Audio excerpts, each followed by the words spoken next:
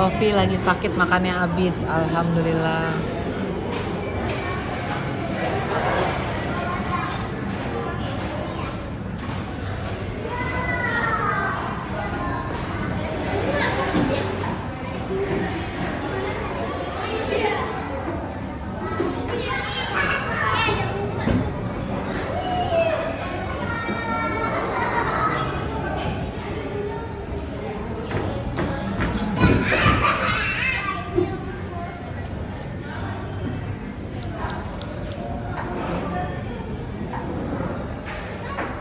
Kakak, dari sana ada yang mau turun ya.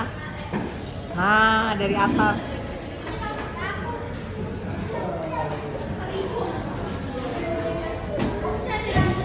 Makan dulu, Dek.